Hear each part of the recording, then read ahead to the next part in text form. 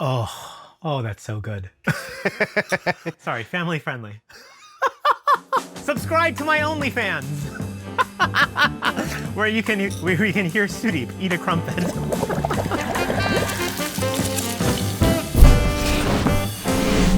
So on today's episode, we're going to be investigating sourdough cultures. I've tricked everybody into making crumpets today because the crumpets are a really delicious and easy and quick thing you can do with sourdough discard. Hi everybody, I'm Joan. I am a conservation scientist in Washington, D.C. Hi everyone, I am Kevin. I am a physics professor at Westchester University. Hi folks, this is Sudeep. I'm a yeast biologist currently working in biotech. So Sudeep, I have a question for you. My question is, Please. Will it sourdough? Will it sourdough?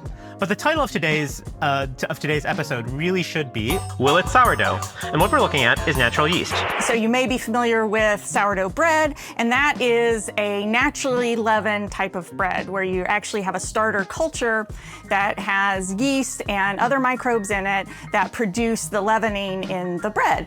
I know very little about sourdough starters, so I'm excited to learn from particularly Sudeep. I feel like this one was a Make-A-Wish Foundation for this episode to host it and have Sudeep here, which I know is a dream of his to talk about sourdough. So here, I have a bag of my favorite raisins. I'm gonna hide the purveyors of said raisins until they sponsor us. And when you look at the raisins, you can see that there is a light coating of stuff on them. Yeah. Ooh.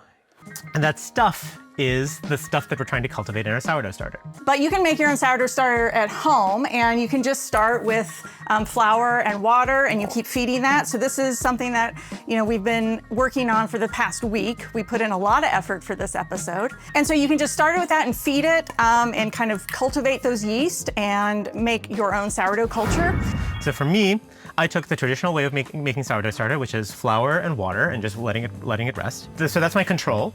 In my experimental, I added flour and water and added some raisins to it because I want that fungus and those bacteria and fungi on the surface to eat the flour and water and become sourdough. And for the third one, I used instead of raisins, I added oat because my hypothesis was that there's stuff on the outside of oat that is able to grow and eat all of the yummy stuff in flour and water. Here's my big reveal. Ooh, exciting. So, Da-da-da. Oh my God.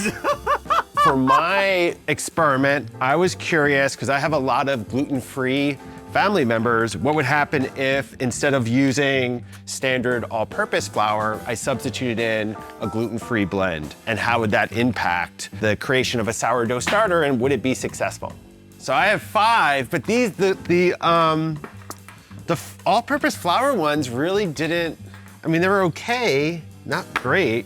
And then the gluten-free just took off. They just, Because there's all that sugar, there's all that free sugar in it. Yeah, all those simple carbohydrates, right? That's so what they I have control, raisins, pears, gluten-free pears, gluten-free raisins. I don't feel like I should do all of these because it's too much. No, I think that's great. You're using rice flour or brown rice flour. It also has that schmutz that yeast likes to eat, right? And there's like already natural yeast that are endemic on there, so that's probably what's doing it, right? Like the theme of this thing is like natural yeast, right? There's natural yeast in the food we eat, and in sourdough cultures we're cultivating it and giving it more food. I think you're right. I think the access to sugars in the blend is easier, which the yeast love, and so they're just going to take off. We all did a control where it's just all-purpose flour and water and then just feeding and stuff, right? As I say, I was nervous about this whole process because I am a chemist. So I did make a regular crumpet batter. So I can make some regular crumpets that I will absolutely feel not weird about eating. And it's all bubbly and lovely because guess what? Commercial yeast doesn't let you down. So this is my raisins one. Yeah, and see, this one smells like tangy, not quite as vinegary as the control for me. I also did just some coffee beans just to try that and see if that would be different. But really anything that is around in your kitchen you could use as an initial starter in your sourdough culture. This is the dirty secret. There's yeast and microbes everywhere. Oh, gross. And so we are just going to try to see if we get any differences in these different cultures after we've continued to feed them and make an actual mature sourdough culture for cooking. When you are using your sourdough discard to make crumpets, you're actually going to not really add very much to it, but you are going to add a little bit of sugar, a little bit of salt. So that's just really flavor, obviously. And then the recipe that Sudeep shared with us, you do add a tiny amount of baking soda. So you actually are adding a chemical leavener because what, friends? Chemistry is not going to let you down. Baking soda, sodium bicarbonate is going to make carbon dioxide and give your crumpet the nice holes and nooks and crannies that you want in a crumpet. Just to add to that, the sodium bicarbonate is going to react with the acid, which is in the in the sourdough, and it's like vinegar. If you ever made one of these science fair volcanoes, The volcano. vinegar. No, exactly. yeah. It's Generations of children's volcano experiments not going to let you down. You're going to make bubbles. exactly. There is all of this acid that makes the tangy sourdough. And then we're gonna add into our ingredient list, we're adding some baking soda, which is a base. And so, yay! That's gonna create create all these bubbles. Yeah. And we're gonna bake that in our cast iron right here. Just adding some butter to my rings. I am spraying my pan with a little nonstick spray. And then we have these handy dandy fun little crumpet rings or English muffin rings. You could just use you don't have to use these, but it basically gives like a little form so that way your batter will kind of hold its shape into its nice round shape and give it straight sides. So we can put those. I have puddles of butter. Nice. Exactly. No matter where you are, that's the situation you want to be in. Now, we're adding about a cup of starter.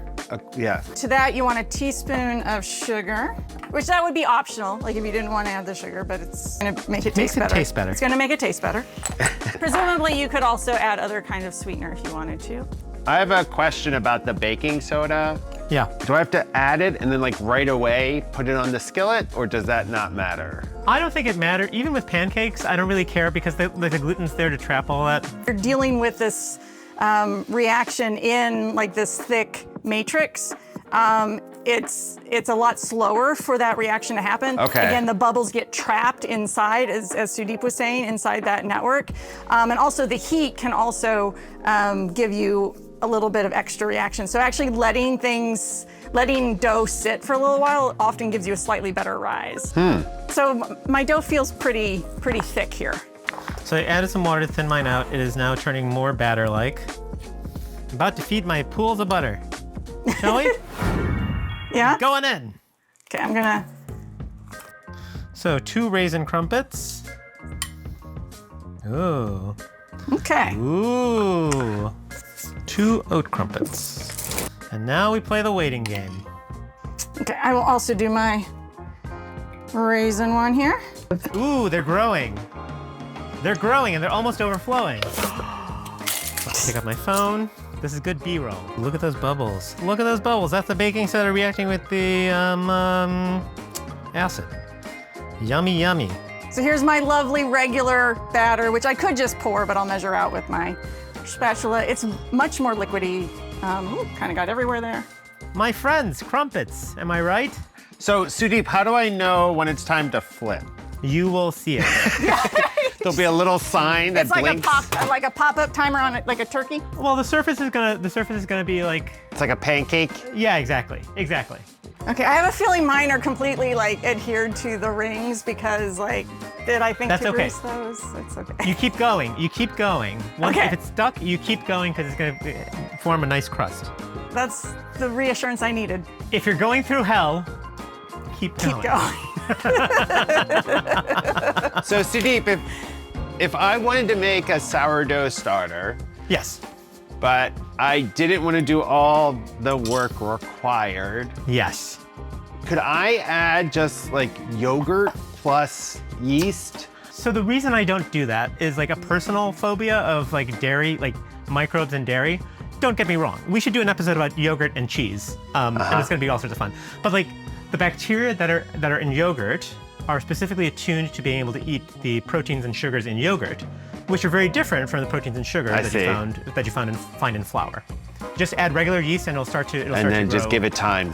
Exactly. But time is always the Yeah, issue. because I mean, what we're talking about is really sort of the more artisanal, sourdough cultures. This is the big problem in industrial bread baking that people have been trying to solve for a really, really long time.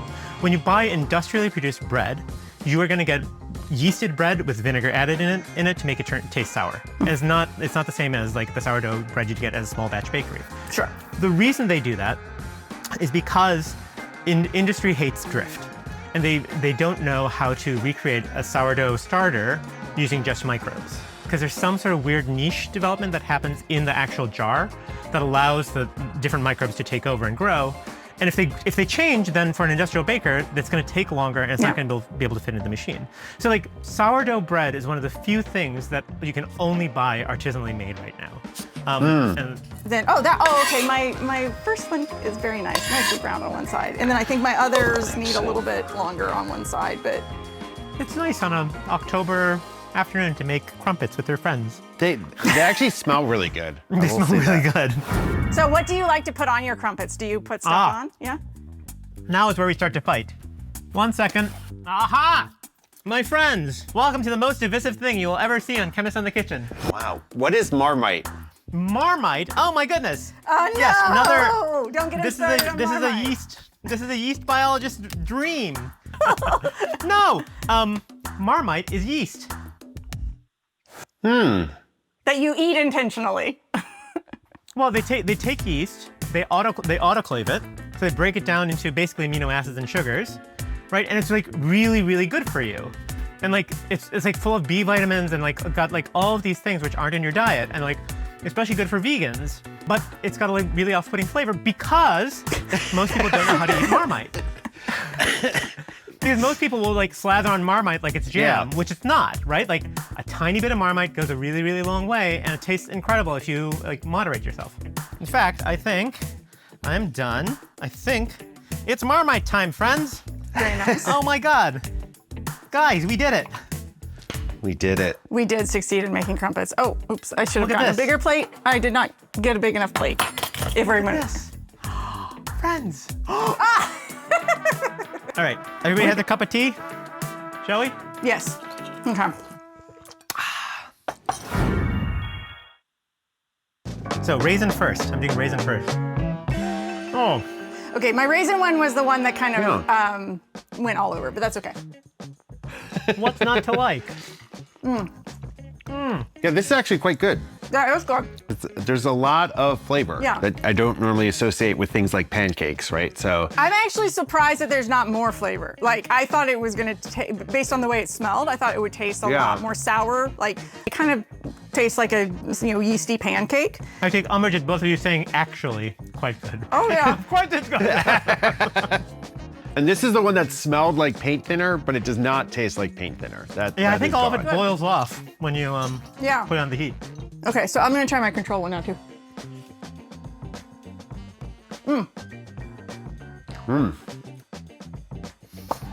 Okay, I'm getting a little bit of a tang of the baking soda. I think not all my baking soda reacted on that one, but that's me. That's on me. Yeah. How's the oat one? I think I prefer the taste of the oat one right now. Okay. But that's the thing, like it's gonna change, like if we do this experiment again in a week, everything's Right. gonna look very different and taste very different. No, the gluten-free one didn't hold the gas as well, so interesting enough, it actually ended up being a little flatter. Interesting. Oh, interesting. And I didn't think the flavors were as complex in the gluten-free one, but it was still good, and it worked. Can you hold the gluten-free up next to the regular flour one? They browned very differently. Oh, yeah. wow. This Yeah. this is actually the gluten-free one. No way. This is Huh. and then I don't know if you can see the Oh, thickness yeah. Oh, there. right. Yeah, yeah. Big The difference. gluten-free on the thickness. didn't kind of It's really expand thin. as much. Yeah. Yeah. But you said it tasted okay though, not as complex. Yeah, though they Yeah. tasted good. I don't think the Yeah. flavors weren't as complex as the all-purpose flour one. No, they're all good. I would definitely eat these. Yeah. Yeah, I mean, these crumpets, they're not that hard to make. Uh-huh. When you're making a sourdough starter, you're constantly having to discard sourdough, right? So it is nice to be able to do something with it. Yeah. And it's actually even a little treat every day for all your effort as you try to get your sourdough evolved in the way you want it. But the rule is you have to cook them between 3 and 5 p.m. every day. Do you felt like you scratched your sourdough itch, Sudeep? Oh, this makes me so happy. So, like, as a biologist, I always feel like a slight outsider in the world of Chemists in the Kitchen. I feel like I've done my lip service to Chemists in the Kitchen while still being a biologist, a loud biologist in the room. No, this was awesome. I'm so glad you suggested this one. And it was kind of fascinating. It's a little bit unpredictable, which is exciting because you just don't know when you woke up if your yeast were happy that day and create a lot of gas or not. Embrace the adventure. Yeah, embrace the adventure. So if you too want a terrible pet, start a sourdough culture. Yes, before you have kids, if you think you're ready, try doing a sourdough culture and see if you have the temperament to handle it. Yep. Or before you get a dog. Or a dog.